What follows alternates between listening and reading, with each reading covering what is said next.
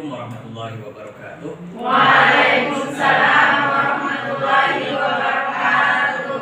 Alhamdulillahirabbil alamin. Wassalatu wassalamu ala asyrofil anbiya'i wal mursalin wa ala alihi wa ashabihi ajma'in. Amma ba'd. Alhamdulillah kita bisa bertemu kembali di pertemuan ke-6 ini. Mudah-mudahan kalian semua sehat ya. Sehat. Sebelum masuk ke materi, mari kita fokuskan kembali perhatian kita, karena saya tahu kalian ini sudah menjalani jam pertama ya perkuliahan di hari ini ya. Ini masuk jam kedua, insya Allah kita akan memulai perkuliahan ini dengan stamina dan fokus yang baru. Untuk itu dimohon kalian, saya minta berdiri semua ya. Kalian ikuti sesuai instruksi apa yang saya ucapkan ya. Oke ya. Oke, baik, kita mulai. Bismillah. NPI pegang hidung, NPI pegang rambut, pegang telinga. Nah,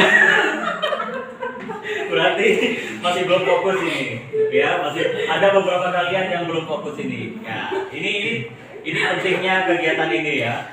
Berikutnya coba sekali lagi. NPI pegang alis, NPI pegang mulut, pegang telinga, fokus, pegang rambut. Nah, NPI pegang dahi. Ya, tepuk tangan. Udah ada kata-kata NPI itu tepuk tangan. Ya, baik, duduk. Sebelum masuk ke materi, sebelumnya saya review terlebih dahulu materi kita di minggu yang lalu ya. Kita sudah melaksanakan perkuliahan secara daring melalui video pembelajaran interaktif yang saya share melalui YouTube seperti yang sudah kalian tonton. Sekarang saya tanya, minggu lalu itu materi terkait dengan rekrutmen ya. Nah, rekrutmen itu termasuk salah satu bagian alur dari proses pengadaan manajemen sumber daya manusia. Karena alur dalam proses pengadaan sumber daya manusia itu secara bertahap, tidak bisa melompat ya. Saya ulang lagi, alur itu dimulai dari anjak, proses analisis jabatan, baru kemudian setelah analisis jabatan ada proses selanjutnya yaitu rekrutmen seperti yang sudah kalian terima ya materi tersebut di minggu lalu. Nah, sekarang kita akan melanjutkan materi terkait dengan proses pengadaan sumber daya manusia, yaitu materi tentang seleksi. Setelah rekrutmen baru kemudian seleksi. Baik, untuk itu di pertemuan kali ini kita akan membahas tentang seleksi.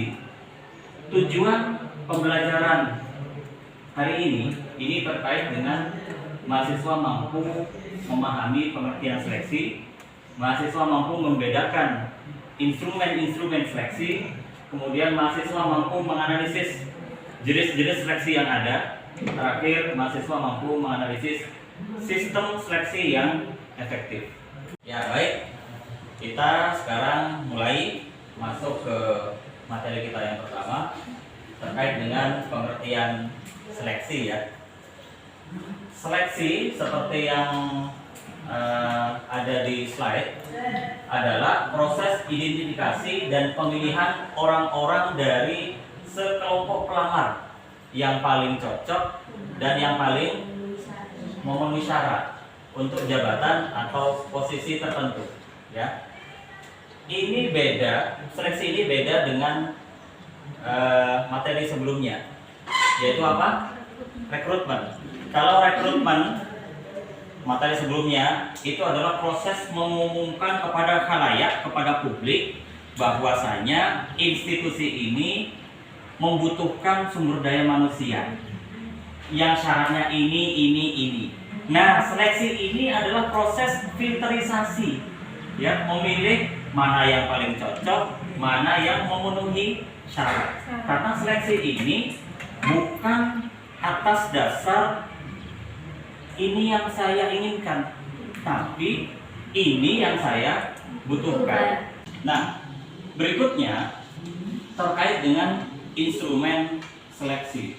Nah, instrumen seleksi ini ada kaitannya dengan tes apa yang cocok agar si institusi ini dapat menyaring sesuai dengan yang dibutuhkan tadi, sesuai dengan yang dipersyaratkan. Nah, di sini setidaknya ada 3 instrumen, ya, 3 instrumen. Silakan Musdalifah. Instrumen pertama apa?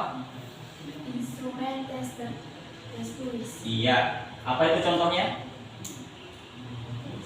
Tes berbasis cat, tes Iya. tulis kertas. Iya. Ada yang tahu? Tes berbasis CAT itu apa? Cat. Ini kan bahasa bacaan ya. Sri Utari nih yang paling ahli. Ini bahasa Inggrisnya apa? Cat. Ini bukan kucing ya, ini CAT. Ya, ini adalah tes berbasis komputer seperti yang sekarang dioperasionalkan oleh BKN untuk menyaring CPNS ataupun P3K. Itu kan tesnya berbasis CAT, berbasis komputer. Nah, itu instrumen yang pertama. Basisnya itu adalah basis data secara online. Nah, berikutnya tes tulis kertas. Nah, ini kan model instrumen sebelum berkembangnya tes berbasis CAT.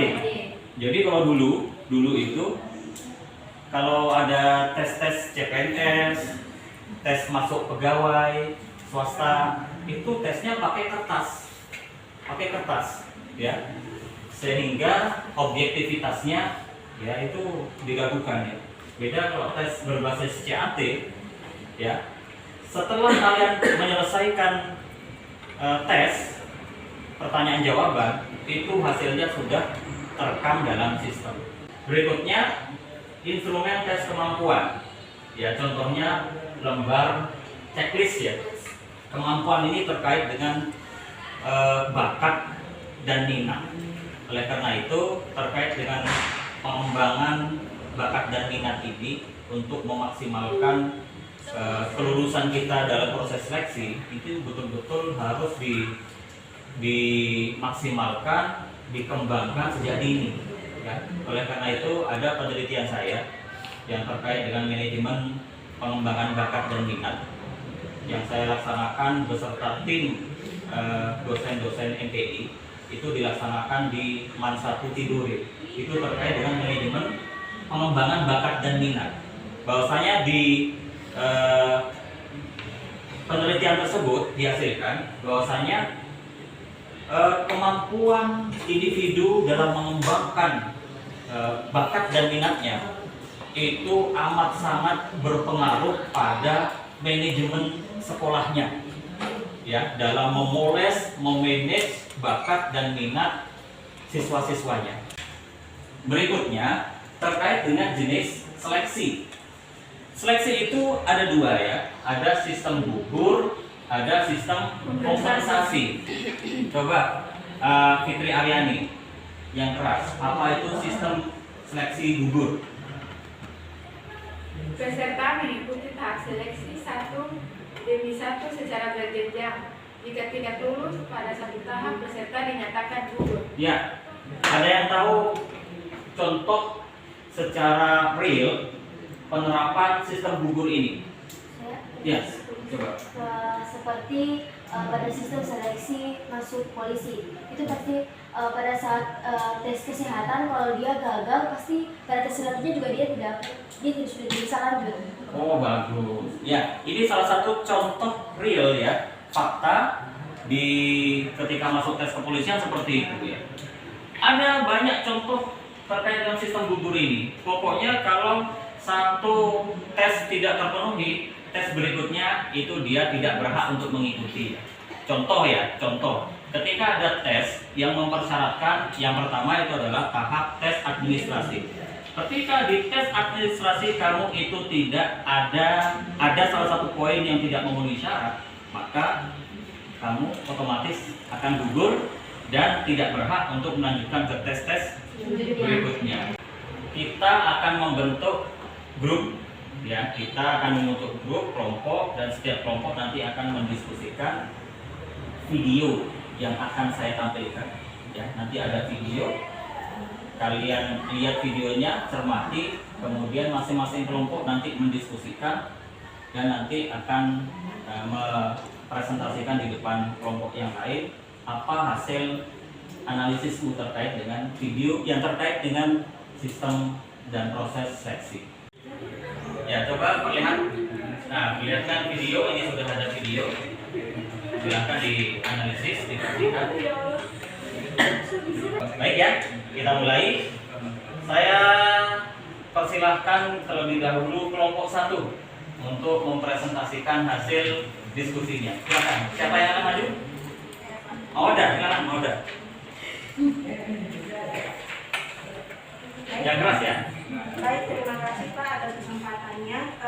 Berdasarkan dengan pemaparan video yang barusan kami tonton, berdasarkan hasil analisis kami dari kelompok 1 mengenai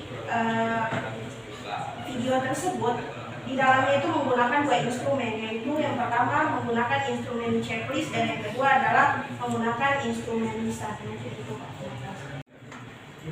Ya, setelah berdiskusi, maka kita lanjutkan ke materi terakhir. Materi terakhir kita terkait dengan sistem seleksi yang efektif. Mempelajari ini sangat penting karena ini terkait dengan sistem yang dibangun dalam masing-masing seleksi. Yang pertama adalah perhatikan standarisasinya terkait dengan prosedur, terkait dengan kondisi dan keseragaman sistem.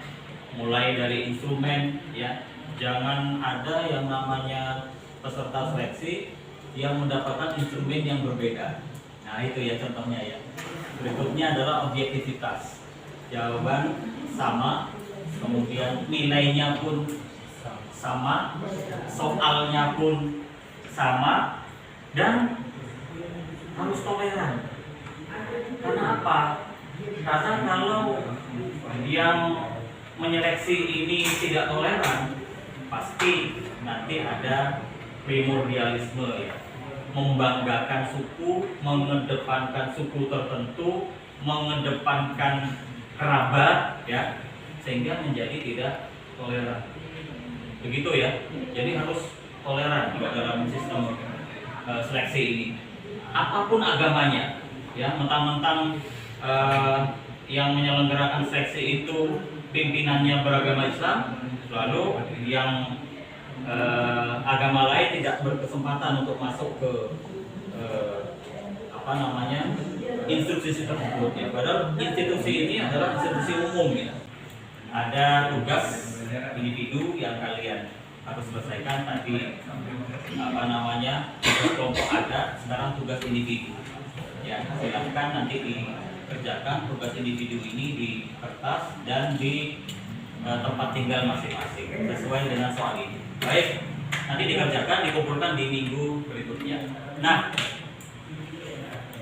sebelum saya menutup, silahkan ketika ada hal-hal yang perlu ditanyakan, misalkan silahkan ditanyakan. Ada yang belum paham, ada yang kurang mengerti, ada kira-kira? Ya, ada 3 ini ya. Baik, saya tunjuk saja yang pertama Abida. Baik, terima kasih atas kesempatan yang diberikan kepada saya. Dari sekian banyaknya rangkaian pembahasan tadi, di sini saya timbul pertanyaan bahwa apakah semua jenis seleksi tadi itu semuanya dilaksanakan? Mungkin itu saja Pak. Ya, bagus. Terima kasih Abida. Bagus pertanyaannya ya. Apakah seluruh jenis-jenis seleksi yang tadi, mulai dari tes tulis, tes administrasi, sampai tes kemampuan, apakah itu dilaksanakan dalam satu waktu atau dalam satu siklus sistem seleksi? Ya, pertanyaannya itu tergantung pada kebutuhan dari institusi yang menyelenggarakan seleksi. Ya, apakah mau tes-tes tersebut akan dilaksanakan semua atau tidak? Yang jelas secara umum proses rangkaian seleksi itu biasanya dimulai dari tes administrasi, kemudian tes tertulis, terakhir akan ditutup dengan tes wawancara. Bisa parsial, bisa secara akumulatif dilaksanakan semuanya. Begitu ya. Baik, karena waktunya sudah tidak memungkinkan lagi, maka coba tadi ada yang bertanya, saya tunjuk satu saja. Kalian untuk merefleksikan pembelajaran kita. Merefleksikan itu maksudnya menyimpulkan pembelajaran kita, apa yang kalian dapat dari pembelajaran ini. Silakan satu orang saja. Ada yang berkenan? Ya, lalu silakan berdiri ya, biar kelihatan semuanya.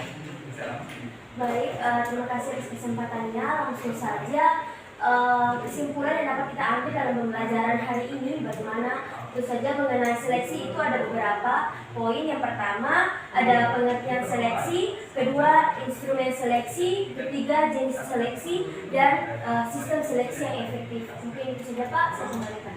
Iya, luar biasa, tepuk tangan untuk ya.